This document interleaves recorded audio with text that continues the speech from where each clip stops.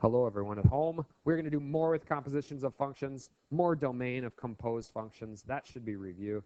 And then decomposition of functions, which is actually quite pleasant. Are we ready? Okay, let's go. Okay, I actually think this was a problem from a previous lesson. So I'm going to leave this, yeah, because we did the Lady Gaga problem, right? This one? Didn't we do Lady Gaga problem? G of G? Sure. Okay, I call it the Lady Gaga problem, G of G. I don't know why. But G of G of 6, plug 6 into G and then plug the output back into G and see what you get, right? This stuff right here, these are good problems for you to be aware of and how to do for the test on Friday, October 6th. If you are a student in my fall 2017 class, test is Friday, October 6th. If this is fall 2018, don't listen to that information. Okay. Cool. More Rice Krispies down there in the southeast for you, Maureen. Let's keep moving. I would like for you and a neighbor, that means someone that's near you, to work on these two problems. F of G of 2 and G of F of 1. I want you to see if you can come out with the outputs for those composed functions. Ready, set, and go. Hey, let's give this a stab here, okay? Okay, so this language is becoming more familiar to us. If I isolate this, I'm taking f in the first one. I'm taking f of a value. That value is going to be the output of g of 2. So g of 2. That means I'm plugging 2 into g. Well, if I plug in a 2 over here for g, what do I get? I get 3. So g of 2 equals 3. Therefore, I am now taking f of 3. The output of g is now the input for f. So f of 3, if I plug that in, I also get 3. So f of g of 2 is 3. I said this earlier and it confused someone, but if I input a 2 for x, my output for f of g is 3. Okay, now the confusing part is that g of 2 gave me 3, and so did f of g of 2. So that part of it, right, well, that's a little bit confusing. Let's do g of f of 1. Now let me do this first. I'm going to highlight. This might help. I don't know. We'll see how this goes. What's f of 1? F of 1 is it 2? Yes. Oh, that's g. Oops. F of 1 is 2, right? So now I replace. So I'm taking g of 2. All right, so we said f of 1 is 2, so we plug in the 2. What is g of 2? G of 2 is 3. If g of 2 is 3, what's g of 3? 0. So using a graphical display to find, obviously in this case you'd need more than one function graph in order for this to make any sense, unless you just want to do f of f of f of f of 5, right? Which is like, okay, great, I'm on the same graph. So we do this for variety's sake. Let's throw in a second function and play with that. Okay, let's continue. This is a bit of review. We'll get to this in a little bit. I want to jump into decomposing a function. So decomposing a function is the opposite of the composition of functions. So let's see if I can teach this well. Is that concerning? Okay. So let's think of g, h, and k as nested functions. K is the innermost function, then h, and then g is the outermost function. So let's see if I can describe you. And I give you a little hint here. K of x, let's go blue. That might show up best. K of x is this innermost function called x minus 4. What is x minus 4 inside of?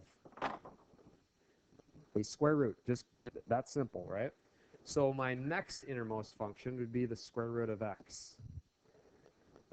Now you're saying x, why is that showing up multiple times? Wait for it. It might make more sense in a moment.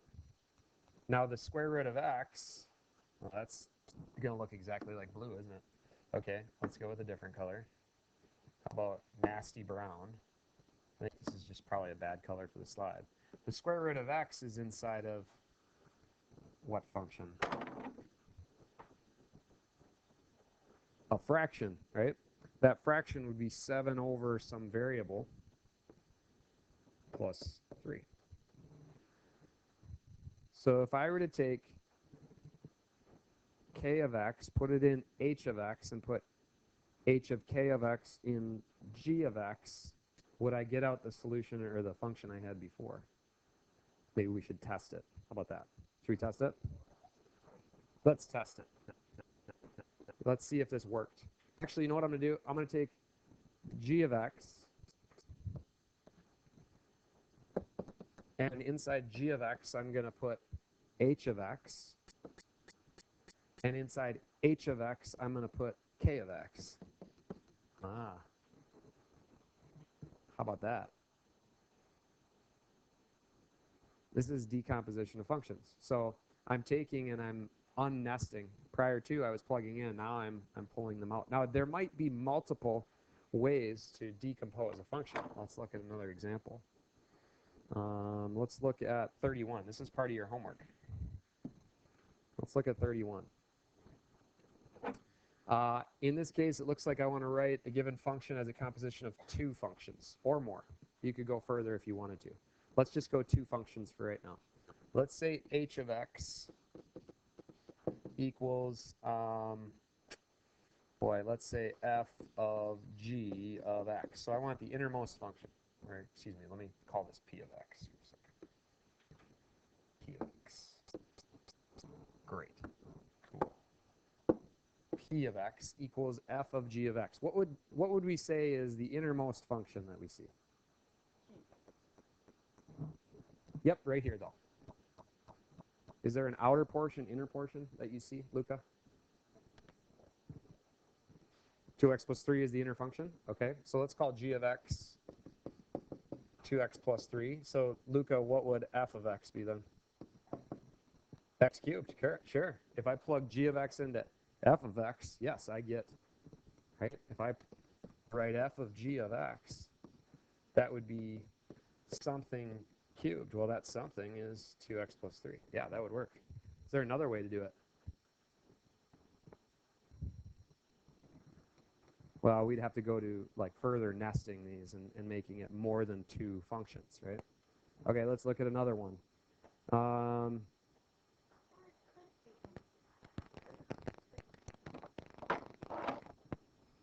Let's look at number. What do you want? 37. Okay. I like g of x. This one's really pretty easy. Equals the absolute value of x, and I like f of x equals x plus 1 over x minus 1. I just plug an absolute value in for the x and f of x. Boom, done. All right. This one's funky. 39. Ooh.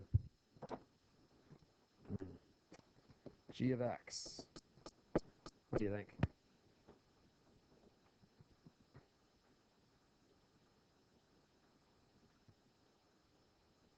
Now, we're not allowed to plug in just x. You're not allowed to just say, I'm going to plug in an x. Why would that be so simple? Because what would f of x be? It'd be itself, right? You're just plugging an x into it. So we can't do that. Let's go with, I don't know, something maybe close to, but not that simple.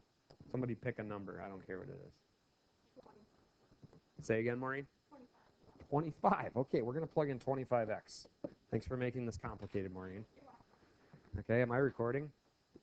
Yes, I am. Okay, great. For those of you at home, I want to do this. I want to get 2x and then add 1, and I want to take 3 minus 4x. Now, what do I have to plug 25x into to get 2x out of it? Well, that thing, right? Oh, gosh, thanks, Maureen. Okay, so to get 2 out of 25, I got to Yeah, Maureen, let's do 24. Thank you. Thank you. Thanks for the fail, Maureen. Okay, how do I get 24x if I plug it into... I want to get 2x out if I plug 24x in. Well, I would take x and I'd divide by what? 12. Good. And how do I get 4 out? Well, I x over 6. There we go. Yeah, we would have had to add a numerator as well. Thanks, Maureen. Trying to make my life hurt a little bit more. I appreciate that. That's good. Because the scars, they build gains. Yeah. Yeah. Okay, let's look at one more problem. I want to look at one of these. Oh, yeah. Wait. Did we just do that one? We use those, but I want to look at, let's look at one of these crazy ones. Well, maybe it's not that crazy. They're not that crazy. Genius at work. Well, let's say average genius. Average genius at work, because these aren't that bad. Let's do 59.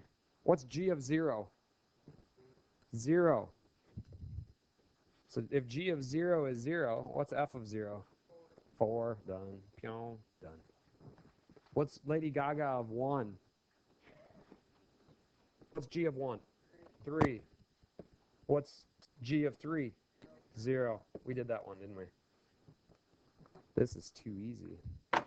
All right. You at home, good luck. Come back with questions. Make sure and do your push-ups tonight.